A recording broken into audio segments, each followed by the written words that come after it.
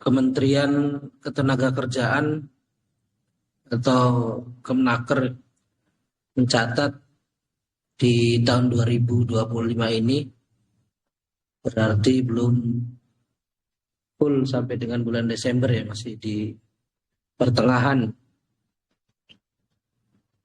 tahun. Ada sekitar 7,28 juta orang yang menganggur.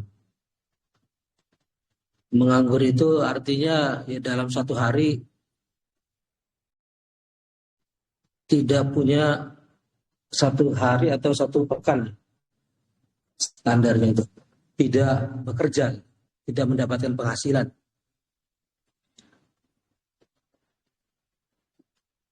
Nah ini tentu 7 juta ini angka yang sangat besar gitu. Kalau dibiarkan ya bisa memunculkan tindak-tindak kriminal seperti pencurian dan seterusnya. Nanti di sisi lain ada Sekjen Kementerian Keuangan itu gajinya 90.505.000 per bulan. 90.505.000 per bulan. Nah itu belum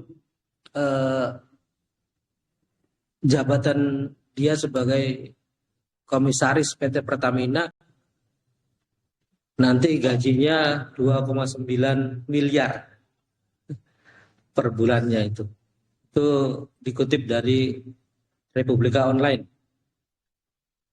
Jadi sangat ironis ya antara data pengangguran yang sangat tinggi dibandingkan dengan gaji pegawai. Nanti kalau dibandingkan lagi dengan pemilik 60 juta hektar lahan di negeri ini, jadi 60 juta hektar lahan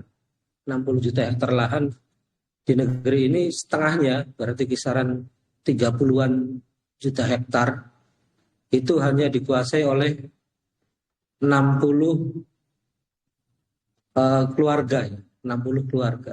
Jadi kalau misalnya satu rumah itu ada 6 orang isinya dalam satu rumah, berarti hanya dikuasai oleh 10 rumah. 30 juta hektar lahan yang menguasai hanya 10 rumah atau 10 keluarga.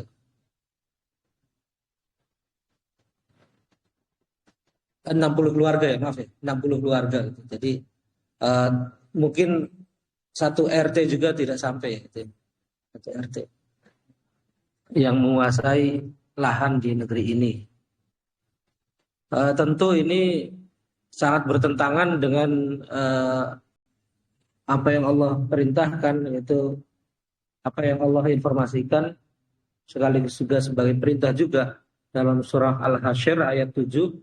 A'udzubillahi minasyaitonirrajim. Kaila yakuna dulatan bainal aghniya'i minkum. Supaya harta itu jangan beredar di antara orang-orang kaya saja di antara kalian. Jadi antara yang kaya dengan yang miskin itu sangat jauh ininya, apa namanya, range-nya atau jurangnya sangat jauh. Yang kaya mah sangat kaya sekali, nanti yang miskinnya sangat miskin. Tapi dalam perhitungan rata-rata atau gross national product ya, atau rata-rata ya tingkat penghasilan negeri ya nanti bisa rata gitu. Karena ada yang sangat kaya, ada yang sangat miskin, karena pakainya dibagi rata atau rata pakainya. Rata-rata dari itu ya nanti hasilnya bisa jadi bagus gitu. Tapi secara fakta ya sangat terpisah jurangnya gitu. Ketika Allah menginformasikan bahwa harta itu jangan beredar di antara orang-orang kaya saja, tentunya berarti Allah sudah memberikan solusi, sudah memberikan solusi agar harta itu jangan beredar pada orang-orang yang kaya saja. Nah, harusnya ya sudah ada solusi. Tidak mungkin Allah menginformasikan seperti itu, sedangkan Allah nanti membiarkan. Nah, nanti tinggal kitanya mau mengambilnya atau tidak. Kalau misalnya kita percaya bahwa Allah itu adalah pencipta alam semesta, pencipta jagat raya, pencipta manusia, yang mengetahui kelemahan dan kelebihan manusia, maka kita akan percaya atau tunduk kepada solusi yang Allah berikan. Solusi yang Allah berikan ya Al-Quran dan Sunnah, Al-Quran dan hati. Berarti apapun yang kita lakukan, mau itu mengelola individu, ataupun mengelola keluarga, ataupun mengelola negara, ya solusinya kita kembalikan kepada Allah. Wa anihkum bainahum bima anzalallahu wa la tattabi' ahwa'ahum wa wahdharhum ayyaftinuka am ba'di ma anzalallahu ilaika. Hendaklah kamu mengutuskan perkara di antara mereka berdasarkan wahyu yang telah Allah turunkan, dan janganlah kamu mengikuti hawa nafsu mereka. Berhati-hatilah kamu terhadap mereka supaya mereka tidak memalingkan kamu dari sebagian wahyu yang telah Allah turunkan kepada kamu. Al-Maidah ayat 49. Jadi apabila menginginkan keberkahan di langit dan di bumi terbuka, maka solusinya ya kita mengambil dari Allah, bukan dari orang-orang barat, bukan dari ide-ide barat. Allah sudah menurunkan banyak aturan, baik individu maupun aturan terkait keluarga maupun aturan terkait negara. Kita tidak menjadikannya sebagai aturan atau tidak, kita hanya menjadikan sebagai konsep saja, tidak pernah diterapkan, tidak pernah diimplementasikan. Maka yang terjadi ya seperti ini gitu. Nanti banyak sekali kekejian-kekejian yang muncul.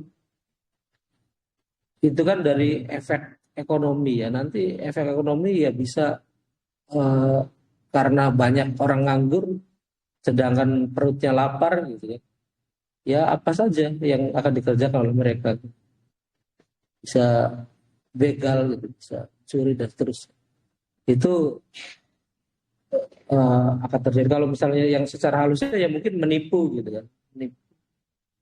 Ya, mereka akan melakukan hal-hal seperti itu. Itu karena memang tidak kita mengikuti hawa nafsu kita gitu, baik dalam berindividu, berkeluarga maupun bernegara.